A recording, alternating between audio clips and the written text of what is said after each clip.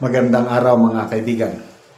Bigyan natin ngayon ng reaction opinion itong mga pahayag o paliwanag ni Senator Marcoleta tungkol sa posibilidad na mga kasamahan niyang kongresista tatawagin niya na maging testigo sa impeachment trial ni BP Sara kung matuloy.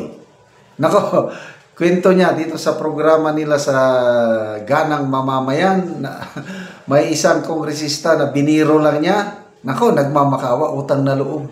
Huwag mo akong patawag doon. Kasi tungkol ngayon sa issue, yung requirement ng Supreme Court na tinatanong ng Supreme Court sa Kamara kung ang mga congressmen ba nabigyan ng isa-isa yung kopya ng Articles of Impeachment, nagkaroon ba sila ng sapat na panahon para basahin at pag-aralan yung mga ebidensya bago pumirma?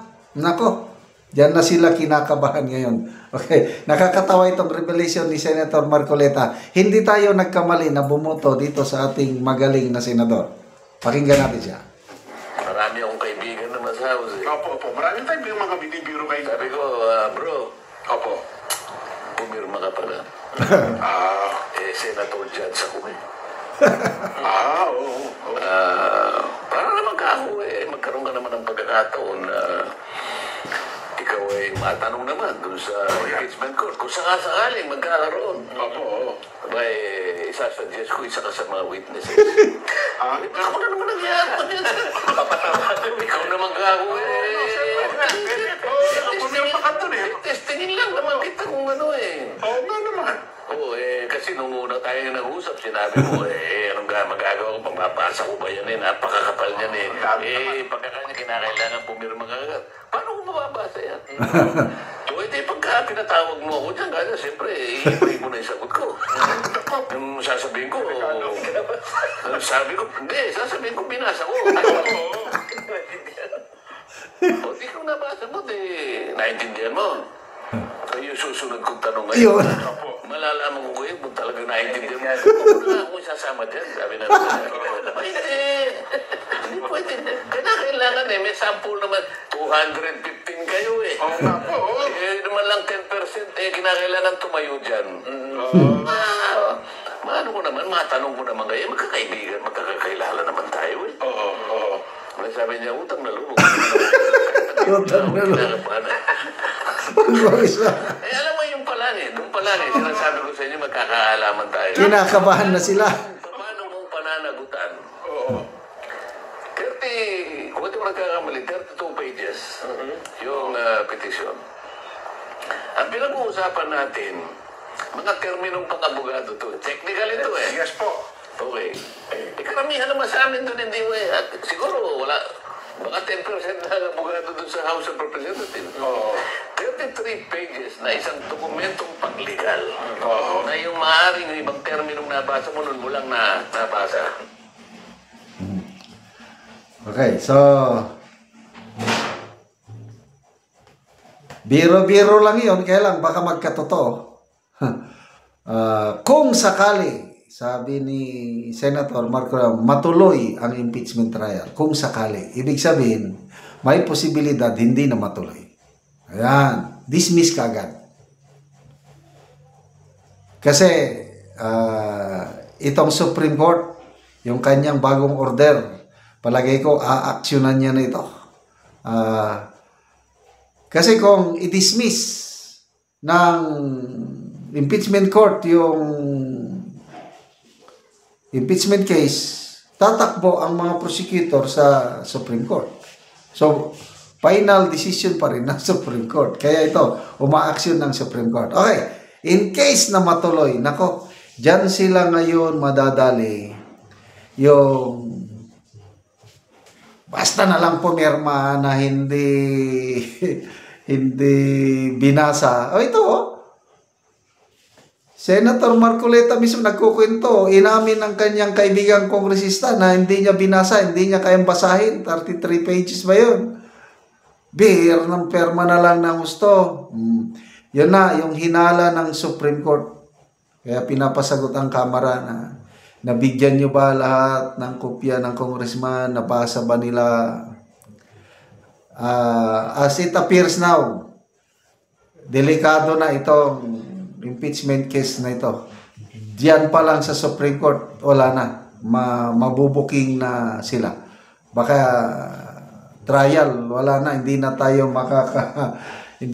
makakano ng bloodbath. Okay? So, 10 days. Kailan ba na? July 8 nung na-serve. 10 days. Sasagutin nila. Nagpapatulong na sila sa Solicitor General para masagot. Mabibigat yung mga hinihinging katanungan ng Korte Suprema na ang pinakaano dyan yung Secretary General. Bakit niya pinatagal doon? Meron ba siyang authority? Ano yung discretion niya? Bakit nagtagal at hindi niya in-endorse? Tapos ito na nga, mga kongresista, diretso perma.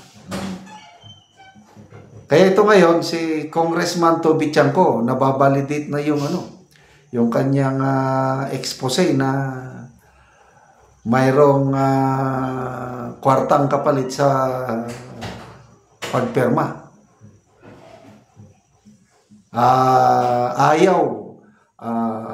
Ayaw ni Congressman Toby Chanco na matuloy ang impeachment, bigla naman lang isang araw lang napirma niya.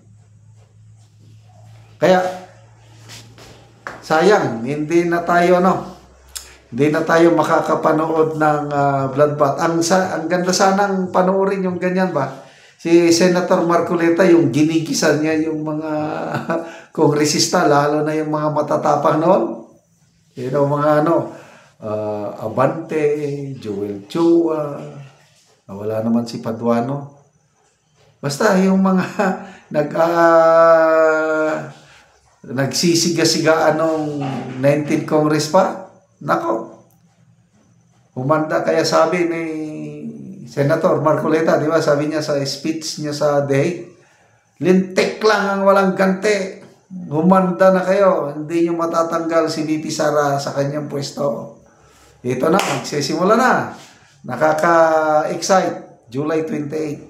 Malalaman na natin, dismiss ba o matuloy ang impeachment trial? Whichever, panalo pa rin ang ating VP Inday Sara.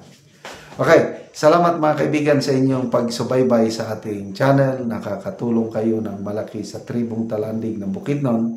Dahil ang sweldo natin sa channel na ito is pantulong natin sa tribo. Namimigay tayo ng mga yero at pako para makapatayo ng mas maayos na tirahan ang tribong Talandig. Panoorin nyo ang video na ito. Ano ang natabangan na maugsin. So mag-atop na yun ni siya karon.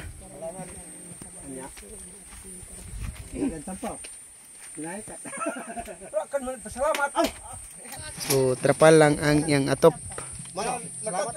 O karon mo na ni ang atop ni Angkol nga trapal lang, so karon mag-atop na ni siya. Pulihan na ni siya og gero kay natagaan naman siya. Tanggal. So muna ni ang itsura sa iyang payag ni Angkol.